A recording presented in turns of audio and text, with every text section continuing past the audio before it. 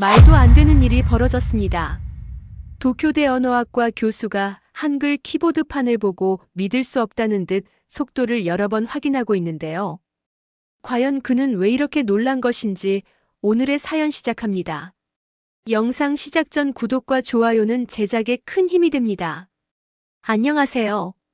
저는 도쿄대학교 아시아 언어학과에서 교수로 일하고 있는 나카무라 켄지입니다. 한국과 인연이 깊어진 것은 사실 우연한 계기에서 시작되었습니다. 오래전부터 언어학자로서 동아시아 언어에 관심이 많았지만 한국어를 본격적으로 배우게 된 것은 불과 3년 전의 일이었어요. 처음에는 단순히 학문적 호기심으로 시작했습니다. 동아시아 언어 비교 연구를 위해서는 한국어도 알아야 한다고 생각했거든요. 하지만 독학으로 한국어를 배우면서 가장 흥미로웠던 것은 의외로 한글 자체가 아니라 한글 키보드 입력 방식이었습니다.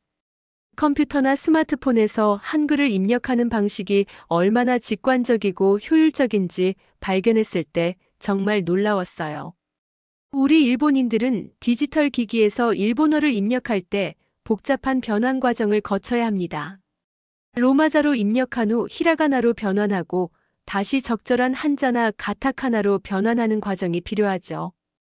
그런데 한글은 자음과 모음의 조합으로 훨씬 단순하고 빠르게 입력할 수 있더군요. 특히 젊은 세대들이 빠른 속도로 메시지를 주고받는 요즘 시대에 이런 효율성은 매우 중요한 장점이라고 생각했습니다. 어느 날 우연히 제 연구실 일본인 학생들이 SNS에 한글 키보드에 대해 이야기하는 것을 발견했어요. 한국 드라마나 K-팝에 관심이 많은 학생들이 한국어를 배우면서 한글 입력 방식에 놀라는 내용이었습니다. 한 학생은 한글 자판을 익히는 데 걸린 시간보다 한자 입력 시스템을 익히는 데 몇 배의 시간이 걸렸다며 한탄하고 있었죠. 그 순간 머릿속에 번쩍하는 아이디어가 떠올랐습니다. 디지털 시대에 언어와 문자는 어떻게 적응하고 있는가? 이것은 단순한 언어학적 호기심을 넘어 디지털 환경에서의 문자 체계 효율성이라는 새로운 연구 분야가 될 수 있겠다는 생각이 들었어요. 그날 밤 늦게까지 자료를 찾아보았습니다. 한글의 창제 원리부터 현대 디지털 환경에서의 활용까지 관련 논문과 자료들을 모두 읽어보았어요. 놀랍게도 한글은 디지털 시대가 오기 수백 년 전에 만들어졌음에도 마치 디지털 시대를 위해 설계된 것처럼 효율적이었습니다. 다음 날 아침 저는 결심했습니다. 한글의 디지털 시대 적응성에 관한 본격적인 연구 프로젝트를 시작하기로 말이죠. 처음에는 단순히 비교 언어학적 관점에서 진행할 생각이었습니다. 하지만 이 연구가 제 인생을 완전히 바꿔놓을 줄은 그때까지만 해도 전혀 알지 못했어요. 연구 계획서를 작성하고 학과에 제출했을 때 동료 교수들의 반응은 대체로 호의적이었습니다. 디지털 시대의 언어 연구라는 주제는 시의적절했고 많은 이들이 관심을 보였어요. 그렇게 저의 한글 연구는 시작되었습니다. 당시에는 이 작은 호기심이 저를 어디로 이끌어갈지 그리고 제 인생에 어떤 변화를 가져올지 상상도 못했습니다. 한글 연구를 시작한 첫 몇 개월은 정말 즐거웠습니다. 한글의 구조와 디지털 환경에서의 효율성에 대한 데이터를 수집하고 분석하면서 제가 예상했던 것보다 훨씬 더 흥미로운 결과들이 나오기 시작했어요. 특히 스마트폰에서 문자 입력 속도를 측정했을 때 한글 사용자들이 일본어나 중국어 사용자들보다 평균 30% 이상 빠르게 입력할 수 있다는 사실을 발견했습니다. 이런 초기 연구 결과를 바탕으로 저는 한글의 과학적 우수성과 디지털 환경에서의 적응성에 관한 논문을 작성하기 시작했어요. 그러나 논문의 초안을 학과 세미나에서 발표했을 때 예상치 못한 강한 반발에 직면하게 되었습니다. 특히 우리 학과의 중견 교수인 사이토 선생님의 반응이 매우 격렬했습니다. 사이토 선생님은 일본 문자학의 대가로 알려진 분이었고 전통적인 일본 문자 체계의 아름다움과 가치를 평생 연구해 오신 분이었어요. 세미나가 끝나자마자 사이토 선생님은 저를 학과 복도로 불러내셨습니다. 사이토 선생님의 목소리에는 분노가 가득했습니다. 한자 위주의 일본 문자 체계가 디지털 시대의 비효율적이라는 제 주장이 일본 문화 전체를 폄하하는 것이라고 말씀하셨어요. 제가 아무리 이것은 단순히 디지털 효율성에 관한 학술적 연구일 뿐이라고 설명해도 선생님의 분노는 수그러들지 않았습니다. 그리고 다음 날 상황은 더욱 악화되었어요. 사이토 선생님은 학과 운영위원회에 제 연구 자금을 끊어야 한다는 의견을 제출하셨습니다. 사이토 선생님의 영향력은 상당했고 많은 교수들이 그의 의견에 동조하기 시작했어요. 저는 제 연구가 위험에 처했다는 것을 깨달았습니다. 당시 제 감정은 혼란스러웠어요. 저는 단지 언어학자로서 흥미로운 현상을 연구하고 있을 뿐이었는데 왜 이런 감정적인 반응을 불러일으키는지 이해하기 어려웠습니다. 하지만 곧 이것이 단순한 학문적 논쟁이 아니라 깊은 문화적, 역사적 감정과 연결되어 있다는 것을 깨닫게 되었어요. 일본과 한국의 복잡한 역사적 관계가 이 논쟁의 바탕에 깔려 있었습니다. 많은 일본 학자들, 특히 사이토 선생님, 세대의 학자들에게 한글의 우수성을 인정하는 것은 문화적 자존심의 문제였던 거예요. 더구나 제가 일본인으로서 이런 연구를 한다는 것이 그들에게는 일종의 배신처럼 느껴졌을 수도 있겠다는 생각이 들었습니다. 그러나 저는 제 연구를 포기할 수 없었어요. 이미 수집한 데이터와 분석 결과는 너무나 명확했고 학자로서의 양심이 이를 무시할 수 없게 만들었습니다. 동시에 학과 내에서의 고립은 점점 더 심해져 갔어요. 복도에서 만나는 동료들의 시선이 차갑게 느껴졌고 학과 회의에서는 제 의견이 무시되는 경우가 많아졌습니다. 가장 힘든 순간은 아마도 제 연구실 학생들이 하나둘씩 떠나기 시작했을 때였을 거예요. 사이토 선생님의 영향력 때문인지 아니면 논란의 중심에 서기 싫어서인지 6명의 학생 중 4명이 다른 교수님의 지도를 받기로 결정했습니다. 남은 2명의 학생들만이 저와 함께 연구를 계속했어요. 그때 저는 이 연구가 단순한 학술적 호기심을 넘어 제 학문적 커리어와 사회적 관계 전체를 위험에 빠뜨릴 수 있다는 것을 처음으로 실감했습니다. 하지만 동시에 이런 강한 반발이 오히려 제 연구의 중요성을 증명하는 것은 아닐까 하는 생각도 들었어요. 만약 이것이 정말 무의미한 연구였다면 왜 이렇게 강한 감정적 반응을 불러일으키는 걸까요? 결국 저는 학과의 압력에도 불구하고 연구를 계속하기로 결심했습니다. 그리고 더 깊은 이해를 위해 한국을 직접 방문하여 한글 전문가들과 만나기로 계획했어요. 그것이 제 인생의 전환점이 될 줄은 그때까지만 해도 전혀 몰랐습니다. 도쿄에서의 압박감을 뒤로하고 서울행 비행기에 오른 날의 기분을 아직도 생생히 기억합니다. 학과 내 갈등에서 잠시 벗어난다는 안도감과 함께 한글의 본고장에서 새로운 발견을 할 수 있다는 기대감으로 가슴이 뛰었어요. 비행기 창문 너머로 보이는 한강과 서울의 전경은 마치 새로운 세계로의 초대장 같았습니다. 서울대학교 국어국문학과에서는 이수진 교수가 저를 맞아주셨습니다. 수진 교수는 한국어 교육학 분야의 전문가로 외국인을 위한 한국어 교육 방법론에 관한 여러 논문으로 국제적 명성을 얻은 분이었어요. 첫 만남에서부터 그녀의 따뜻한 환대와 학문적 열정에 깊은 인상을 받았습니다. 수진 교수는 제 연구에 대해 들었을 때 큰 관심을 보였어요. 일본 학계에서의 반발에 대한 이야기를 들려주자 그녀는 공감하면서도 흥미로운 관점을 제시해 주었습니다. 문자체계는 단순한 의사소통 도구를 넘어 문화적 정체성과 깊이 연결되어 있다고 말이죠. 그래서 이런 비교 연구가 때로는 민감할 수 있지만 그럼에도 불구하고 학문적으로 매우 가치 있는 일이라고 격려해 주셨어요. 서울대학교에서의 첫 주는 주로 수진 교수의 강의를 참관하고 그녀의 연구실에서 한국어 교육 방법론에 대해 배우는 시간이었습니다. 특히 흥미로웠던 것은 외국인 학생들이 한글을 배우는 과정이었어요. 대부분의 학생들이 처음에는 한글의 기하학적 모양에 당혹감을 느끼지만 자음과 모음의 조합 원리를 이해하고 나면 놀라울 정도로 빠르게 습득한다는 점이었습니다. 두 번째 주에 수진 교수는 저를 한글 박물관으로 데려갔어요. 그곳에서 저는 한글 창제의 역사와 세종대왕의 한글 창제 철학에 대해 깊이 배울 수 있었습니다. 가장 인상적이었던 것은 훈민정음 해례본이었어요. 그것은 한글 창제의 원리와 철학을 담은 문서로 세종대왕이 직접 참여하여 만든 것이라고 합니다. 수진 교수는 제게 세종대왕의 한글 창제 이념에 대해 열정적으로 설명해 주었습니다.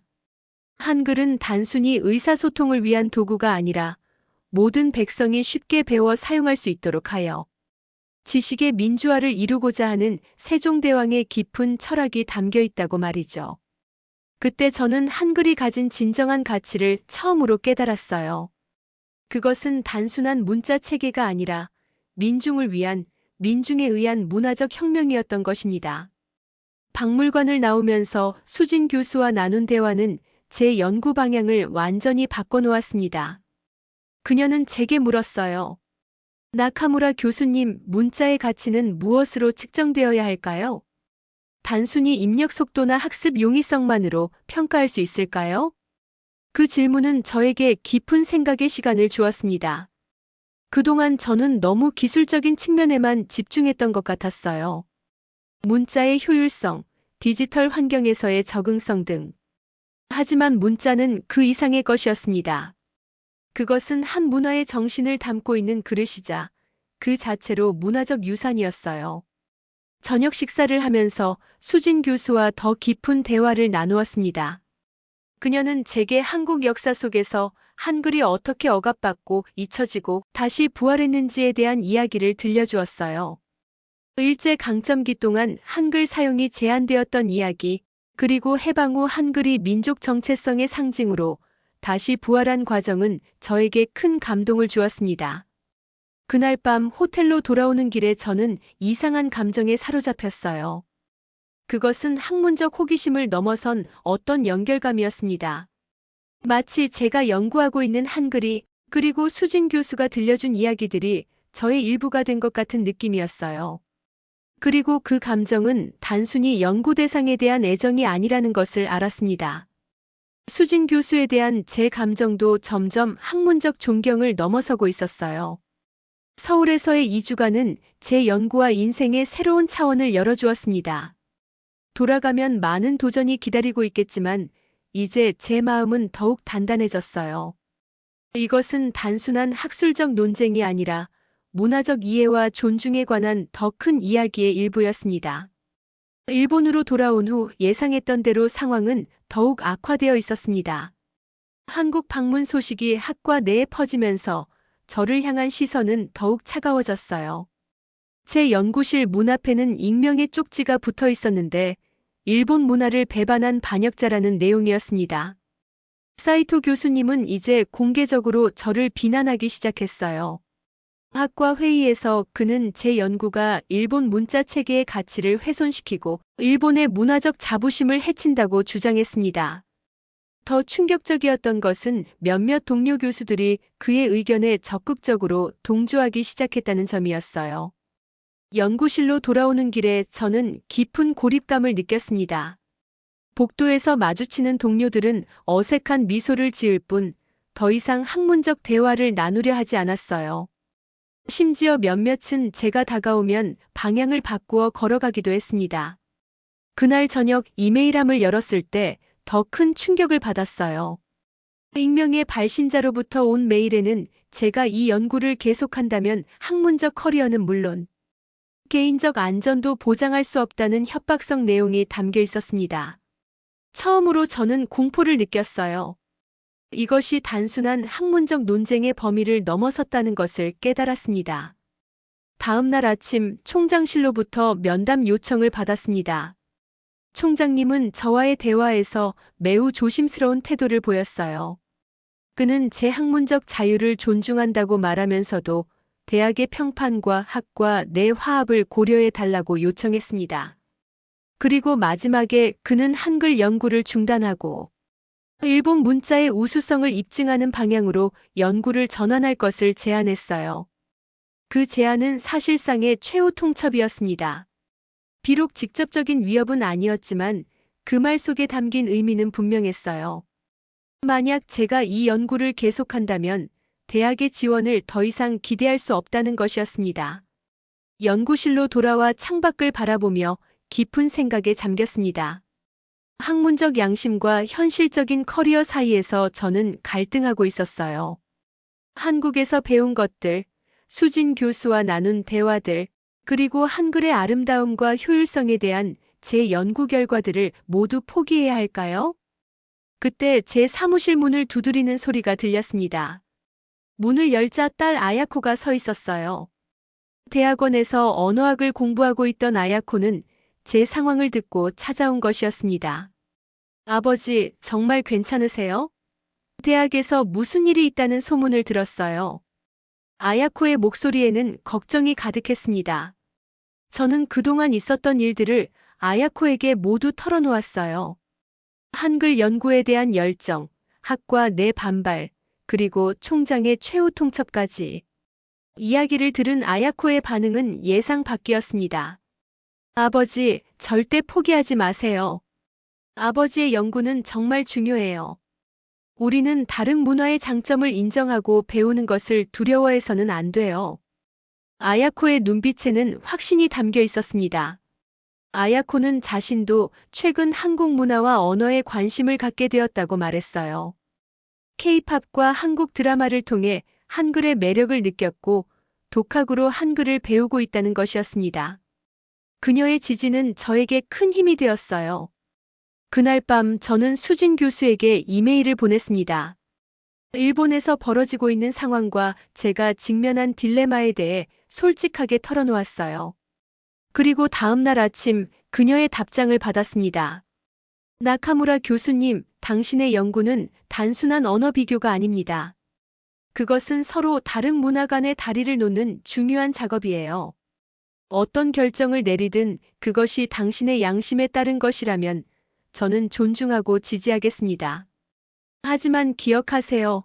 때로는 가장 큰 반발이 가장 중요한 진실 앞에 나타나는 법입니다. 그녀의 메시지는 저에게 깊은 생각의 시간을 주었어요. 그리고 점차 제 마음속에 새로운 아이디어가 형성되기 시작했습니다. 어쩌면 이 갈등 속에서 더 큰 가능성을 찾을 수 있지 않을까? 한글과 일본어의 대립이 아닌 공존과 상호 발전의 가능성 말이죠. 처음으로 저는 이 연구가 단순한 학술적 호기심을 넘어 제 인생의 사명이 될 수도 있다는 것을 느꼈습니다. 그리고 그 길은 쉽지 않을 것이라는 것도 알았어요. 하지만 아야코의 지지와 수진 교수의 격려가 있었기에 저는 앞으로 나아갈 용기를 얻었습니다. 학과에서의 압박이 계속되는 동안 저는 잠시 연구의 방향을 바꿔보기로 했습니다. 총장님의 제안을 완전히 거부하기보다는 한글과 일본 문자 체계의 공존 가능성을 모색해보자는 생각이 들었어요. 이를 위해서는 두 문자 체계의 역사적 교류와 상호 영향에 대한 더 깊은 이해가 필요했습니다. 도쿄대학교 중앙도서관의 역사 자료실에서 관련 자료를 찾던 중 우연히 제일동포들의 역사에 관한 자료 섹션을 발견했어요. 처음에는 단순한 호기심으로 그 자료들을 살펴보기 시작했습니다. 하지만 점차 그 내용에 깊이 빠져들게 되었어요. 제일동포들이 일본에서 겪었던 고난과 차별, 그리고 그럼에도 불구하고 자신들의 정체성과 문화를 지키기 위해 노력해온 이야기들은 저를 깊이 감동시켰습니다. 특히 전후 시기에 제일동포들이 자신들의 돈으로 서울의 한국대사관 부지를 마련한 이야기는 정말 놀라웠어요. 어려운 환경 속에서도 조국에 대한 사랑과 자부심을 잃지 않았던 그들의 모습이 자료 속에서 생생하게 느껴졌습니다. 또한 제일동포들이 운영하는 조선학교에서 한글을 가르치고 한국 문화를 지키기 위해 노력해온 역사도 배울 수 있었어요. 일본 사회에서의 차별과 경제적 어려움에도 불구하고 그들은 자녀들에게 한글과 한국 역사를 가르치기 위해 끊임없이 노력했습니다. 이 자료들을 통해 저는 문자가 단순한 의사소통 도구를 넘어 정체성과 문화의 상징임을 더욱 깊이 이해하게 되었어요. 제일동포들에게 한글은 단순히 글자가 아니라 자신들의 뿌리와 정체성을 지키는 소중한 유산이었던 것입니다. 자료 속에서 오사카 조선학교의 이름과 주소를 발견했습니다. 다음 주말, 저는 충동적으로 신칸센을 타고 오사카로 향했어요. 직접 그곳을 방문하여 제1동포 교육자들을 만나고 싶다는 생각이 들었습니다. 오사카 조선학교에 도착했을 때 운 좋게도 학교 교장 박철호 선생님을 만날 수 있었어요. 철호 선생님은 제가 도쿄대학교 교수이며 한글 연구를 하고 있다는 이야기를 듣고 흔쾌히 시간을 내주셨습니다. 그와의 대화는 제게 깊은 인상을 남겼어요. 철호 선생님은 3대째 일본에서 살아온 제1동포로 할아버지로부터 손자에게 이어지는 한국어 교육의 중요성에 대해 열정적으로 이야기해 주셨습니다. 특히 인상적이었던 것은 그가 말한 한글의 의미였어요. 우리에게 한글은 단순히 글자가 아닙니다. 그것은 우리의 정체성이자 우리의 영혼입니다. 일본에서 태어나 일본어를 모국어처럼 사용하는 우리 아이들에게 한글을 가르치는 것은 그들에게 자신의 뿌리와 자부심을 심어주는 일이죠. 철호 선생님의 말씀이 깊이 와닿았습니다. 학교를 둘러보는 동안 아이들이 한글을 배우는 교실을 볼 수 있었어요. 그들의 눈빛 속에서 저는 배움의 기쁨과 자부심을 발견했습니다. 철호 선생님은 이 아이들이 두 개의 언어와 문화 사이에서 자라나며 겪는 어려움과 그럼에도 불구하고 그것이 가져다주는 풍요로움에 대해 이야기해 주셨어요. 학교 방문을 마치고 나오면서 저는 철호 선생님의 딸인 유나와 잠시 대화를 나누게 되었습니다. 20대 중반의 유나는 일본 대학에서 국제관계학을 공부하고 있었어요. 그녀는 제 딸 아야코와 비슷한 나이였고 두 문화 사이에서 자신의 정체성을 찾아가는 젊은 세대의 고민과 희망을 들려주었습니다. 일본으로 돌아오는 기차 안에서 저는 오사카에서의 경험을 곰곰이 생각해 보았어요. 제1동포들의 이야기는 제 연구에 새로운 차원을 더해주었습니다. 이것은 단순히 두 문자 체계의 효율성 비교가 아니라 문화적 정체성과 공존에 관한 더 깊은 이야기였어요. 도쿄에 도착하자마자 저는 아야코에게 전화를 걸었습니다. 오사카에서의 경험을 들려주며 유나라는 친구를 만났다는 이야기를 했어요. 아야코는 즉시 관심을 보였고 다음번에는 자신도 함께 가고 싶다고 말했습니다. 다음 주 놀랍게도 아야코는 유나와 이미 연락을 주고받기 시작했다고 알려왔어요. 소셜 미디어를 통해 서로를 찾아 대화를 나누고 있다는 것이었습니다. 두 젊은 여성이 서로의 문화와 경험을 나누며 우정을 쌓아가는 모습은 저에게 큰 위안과 희망을 주었어요. 그리고 그때 제 마음속에 새로운 연구 방향이 명확해지기 시작했습니다. 이것은 단순히 한글과 일본어의 기술적 비교가 아니라 두 문화의 공존과 상호 이해를 위한 더 큰 그림의 일부가 되어야 했어요. 그리고 그 여정의 첫 발걸음은 제 자신의 선택에서 시작되어야 했습니다. 대학으로부터의 압력은 날이 갈수록 심해졌습니다. 학과 회의에서 사이토 교수는 더욱 강경한 태도를 보였고 총장실에서는 두 번째 면담 요청이 왔어요. 이제 저는 결정적인 선택의 순간에 직면했습니다. 한글 연구를 포기하고 안정적인 교수직을 유지할 것인가, 아니면 학문적 신념을 지키며 위험을 감수할 것인가. 밤새 고민하던 저는 결국 수진 교수에게 전화를 걸었습니다. 지금 제가 처한 상황과 앞으로의 선택에 대해 솔직하게 이야기했어요. 수진 교수는 오랜 침묵 끝에 조용히 말했습니다. 켄지 교수님, 당신이 어떤 선택을 하든 그것은 온전히 당신의 결정이어야 해요. 하지만 제가 한 가지 말씀드리고 싶은 것은 진정한 학문은 때로 기존의 틀을 깨는 용기를 필요로 한다는 점입니다. 그녀의 말에 깊은 공감이 느껴졌어요. 전화를 끊고 창밖을 바라보며 깊은 생각에 잠겼습니다. 문득 세종대왕이 한글을 창제할 때 직면했을 반대와 도전이 떠올랐어요. 그는 당시 한자 중심의 문화적 엘리트들의 강한 반대에도 불구하고 모든 백성이 쉽게 배우고 사용할 수 있는 문자를 만들어내는 혁명적인 일을 해냈습니다. 아침이 되자 저는 마음을 정했어요.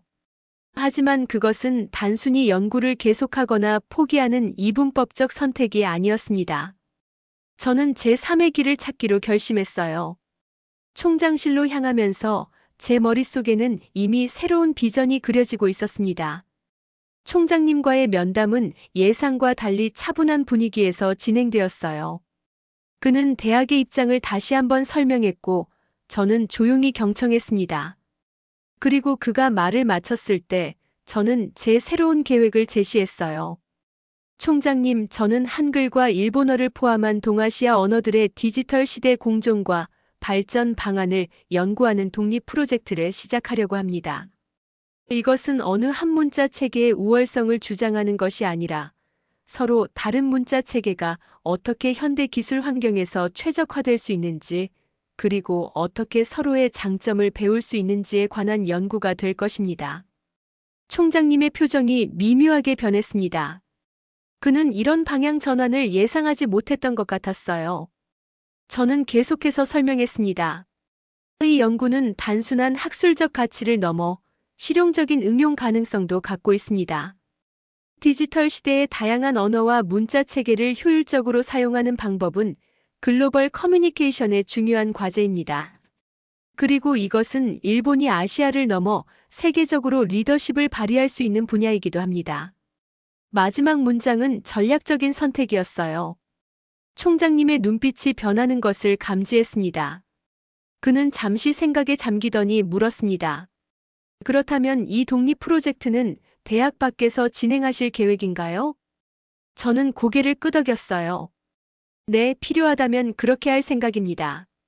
물론 대학과의 협력이 가능하다면 더할 나위 없겠지만 이 연구는 제 개인적인 학문적 여정이 되어야 한다고 생각합니다. 총장님은 잠시 침묵했다가 말했습니다. 나카무라 교수님, 당신의 결정을 존중합니다. 대학은 당신의 교수직을 유지하되 이 독립 프로젝트에 대해서는 공식적인 입장을 취하지 않겠습니다. 그것이 현재로서는 최선의 해결책이라고 생각합니다. 그것은 사실상의 타협안이었어요. 저는 교수직을 유지할 수 있지만 대학의 공식적인 지원 없이 연구를 진행해야 했습니다.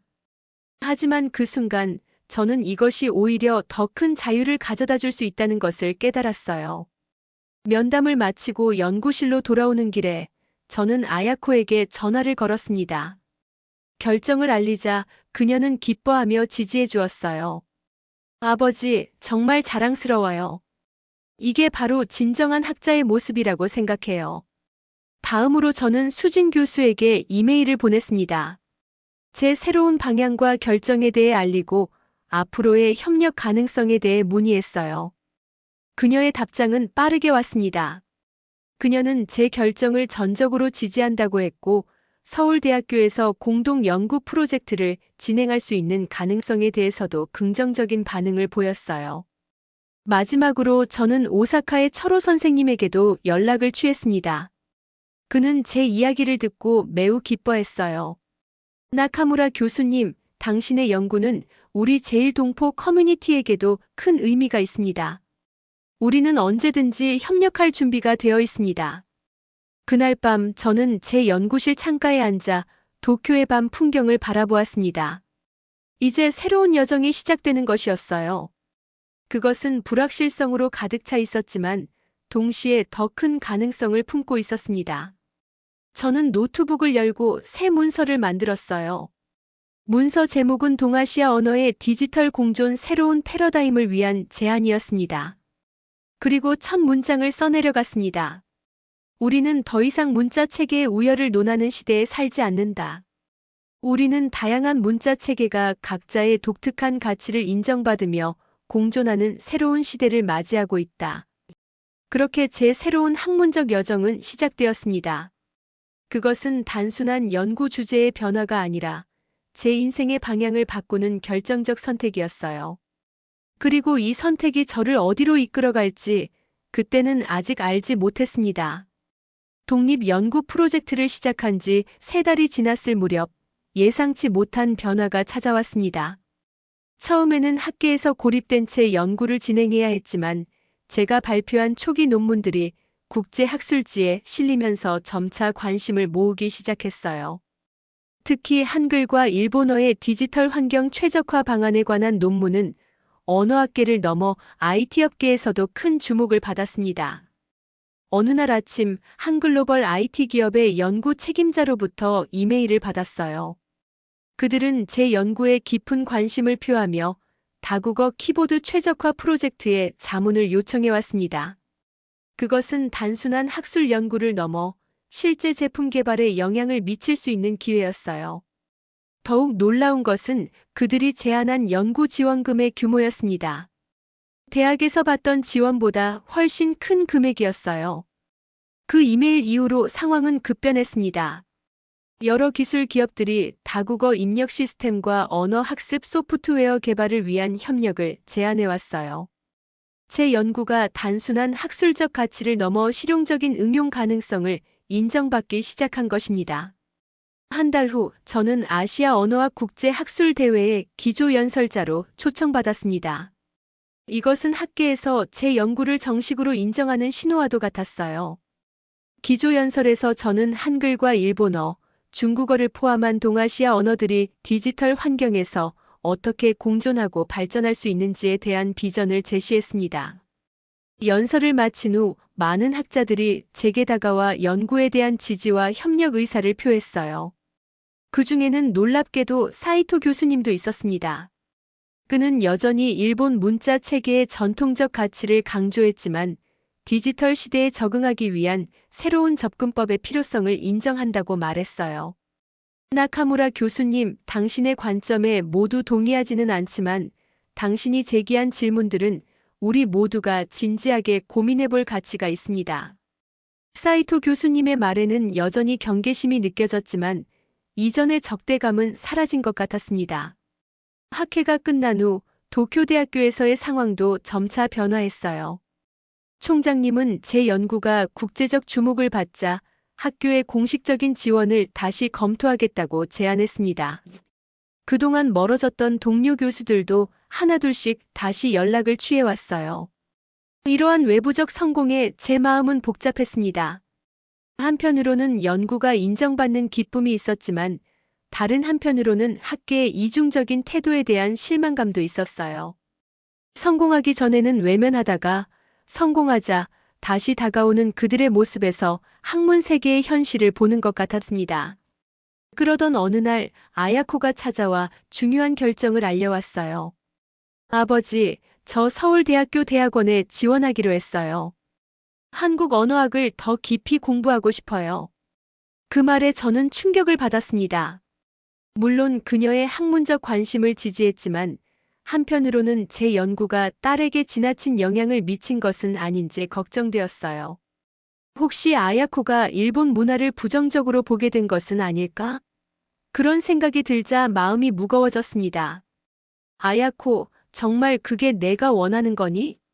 혹시 내 연구 때문에 일본 문화에 대해 편향된 시각을 갖게 된 것은 아니니? 제 목소리에는 걱정이 묻어났어요. 아야코는 밝게 웃으며 대답했습니다. 아버지, 걱정하지 마세요. 저는 일본 문화를 사랑해요. 하지만 동시에 한국 문화의 아름다움도 발견했어요. 유나와 친구가 되면서 깨달았죠. 우리는 서로의 문화를 배우고 존중할 때 더 풍요로워진다는 것을요. 그녀의 말에 제 마음이 놓였습니다. 아야코는 이미 저보다 더 넓은 시각을 가지고 있었어요. 그녀에게 문화는 경쟁이나 우열의 대상이 아니라 서로 배우고 존중하며 공존하는 것이었습니다. 그날 밤 수진 교수에게 아야코의 결정에 대해 이메일을 보냈어요. 그녀의 답장은 따뜻했습니다. 아야코를 서울대학교에서 만날 수 있게 되어 기쁘다는 말과 함께 그녀가 두 문화 사이에 다리 역할을 할 수 있을 것이라는 믿음을 표현했어요. 모든 것이 순조롭게 진행되는 듯했지만 한 가지 해결되지 않은 문제가 남아 있었습니다. 바로 제 자신의 내면에 있는 갈등이었어요. 외부적 성공에도 불구하고 여전히 제 마음 한구석에는 불안과 의문이 자리하고 있었습니다. 과연 이 길이 옳은 것일까? 일본 학자로서 한글의 가치를 인정하고 연구하는 것이 정말 의미 있는 일일까? 그 답을 찾기 위해 저는 다시 한국으로 향했습니다. 이번에는 단순한 연구 목적이 아니라 제 영혼의 평화를 찾기 위한 여정이었어요. 한국에 도착한 날은 맑고 청명한 가을 하늘이 펼쳐져 있었습니다. 수진 교수가 인천공항에서 저를 맞이했고 그녀의 따뜻한 미소에 오랜 여정의 피로가 씻겨나가는 듯 했어요. 서울로 향하는 차 안에서 우리는 앞으로의 계획에 대해 이야기를 나누었습니다. 디지털 시대의 동아시아 언어 국제 심포지엄 준비는 거의 마무리 단계였어요. 처음에는 서울에서 개최하려 했지만 수진 교수의 제안으로 장소를 도쿄로 변경했습니다. 그것은 단순한 장소의 변화가 아니라 상징적인 의미를 담고 있었어요. 한글과 일본어의 공존을 논하는 자리가 일본의 심장부에서 열리는 것, 그것은 새로운 시작을 의미했습니다. 서울에서의 일주일은 영혼의 여정과도 같았어요. 수진 교수와 함께 경복궁을 방문하고 세종대왕 동상 앞에서 오랫동안 서 있었습니다. 그 위대한 왕의 혁신적인 정신과 백성을 향한 사랑이 500년이 지난 지금도 강하게 느껴졌어요. 국립한글박물관에서는 훈민정음 원본을 다시 보게 되었습니다. 이번에는 단순한 학문적 호기심이 아니라 더 깊은 경외심으로 그 글자들을 바라보았어요. 각 자음과 모음이 형태적으로 발음기관을 본떠 만들어졌다는 과학적 원리, 그리고 그 뒤에 숨겨진 철학적 사상까지, 한글은 정말 인류 문화유산의 보물이었습니다. 서울에서의 마지막 날, 저는 수진 교수에게 제 마음을 열었어요. 제 안에 남아있던 갈등과 불안, 그리고 문화적 정체성에 대한 고민을 모두 털어놓았습니다. 그녀는 오랫동안 제 이야기를 들어주고 마지막에 이렇게 말했어요. 켄지 씨, 문화는 결코 고정된 것이 아닙니다. 그것은 언제나 변화하고 서로 영향을 주고받으며 발전해왔어요. 한글과 한자, 그리고 일본의 문자 체계도 마찬가지죠. 우리가 해야 할 일은 서로의 가치를 인정하고 함께 발전하는 길을 찾는 것입니다. 당신은 이미 그 길을 걷고 있어요. 그녀의 말은 제 마음에 깊은 평화를 가져다 주었습니다. 도쿄로 돌아가는 비행기 안에서 저는 심포지엄 계획사를 작성하기 시작했어요. 그것은 단순한 학술 행사가 아니라 문화적 화해와 공존의 축제가 되어야 했습니다. 디지털 시대의 동아시아 언어 국제 심포지엄이 열리는 날, 도쿄대학교 대강당은 세계 각국에서 온 언어학자들과 IT 전문가들로 가득 찼습니다. 개회사에서 저는 이렇게 말했어요. 오늘 우리가 여기 모인 것은 어느 문자 체계가 더 우수한지를 논하기 위함이 아닙니다. 모든 문자 체계는 각자의 역사적 맥락 속에서 탄생하여 그 문화의 지혜와 아름다움을 담고 있습니다. 한글의 과학적 설계 원리, 한자의 깊은 철학적 의미, 그리고 일본 문자 체계의 융통성과 적응력, 이 모두는 인류의 귀중한 문화유산입니다. 우리의 과제는 이러한 다양한 문자 체계가 디지털 시대에 어떻게 최적화되고 서로의 장점을 배울 수 있는지를 모색하는 것입니다. 연설을 마치자 뜨거운 박수가 쏟아졌습니다. 그 순간 저는 문화의 경계를 넘어 사람들의 마음을 연결하는 힘을 느꼈어요. 특히 감동적이었던 것은 사이토 교수님이 일어나 제게 경의를 표했을 때였습니다. 그는 여전히 일본 문자 체계의 전통적 가치를 중요시했지만 이제는 상호 존중과 이해의 중요성을 인정하고 있었어요. 심포지엄의 하이라이트는 마지막 세션이었습니다. 아야코와 유나가 함께 발표한 제1동포와 일본인 청년들을 위한 온라인 언어 교류 커뮤니티 프로젝트였어요. 그들은 양국의 젊은이들이 서로의 언어와 문화를 배우고 교류할 수 있는 플랫폼을 만들었습니다. 이미 1000명이 넘는 회원이 활동하고 있었고 그들의 열정과 에너지는 모든 참가자들에게 깊은 감동을 주었어요. 심포지엄이 끝난 후 저는 수진 교수와 함께 도쿄타워를 배경으로 사진을 찍었습니다. 그 순간 우리 사이에 특별한 감정이 흐르는 것을 느꼈어요. 그것은 단순한 학문적 동료애를 넘어선 것이었습니다. 저는 용기를 내어 제 마음을 표현했고 그녀도 같은 감정을 느끼고 있다는 것을 알게 되었어요. 1년 후 저는 서울대학교에서 객원교수로 강의를 시작했습니다. 도쿄대학교의 교수직도 유지하면서 두 도시를 오가며 새로운 삶을 살게 되었어요.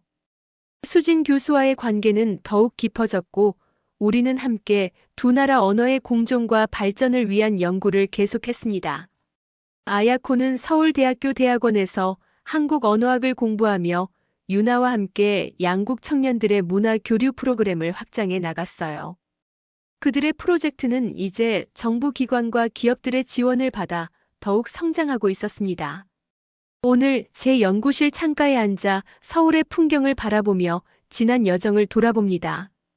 새해 전 단순히 한글 키보드 입력 방식의 효율성에 흥미를 느꼈던 그 순간이 저를 이렇게 다른 세계로 이끌어올 줄은 상상도 못했어요. 이제 제게 한글은 단순한 연구 대상이 아닙니다. 그것은 새로운 세계를 열어준 열쇠이자 문화적 경계를 넘어 사람들을 연결하는 다리가 되었어요. 그리고 이 여정은 아직 끝나지 않았습니다. 앞으로도 저는 수진 교수, 아야코, 유나, 그리고 많은 동료들과 함께 언어와 문화의 공존과 상호 이해를 위한 길을 계속 걸어갈 것입니다. 창밖으로 저녁 노을이 한강 위에 아름답게 퍼져갑니다. 그 오렌지빛 하늘 아래 저는 다시 한번 감사의 마음을 품습니다. 한글이라는 아름다운 문자 체계를 창제한 세종대왕의 지혜에 그리고 저에게 이 여정을 선물해준 모든 인연에 깊은 감사를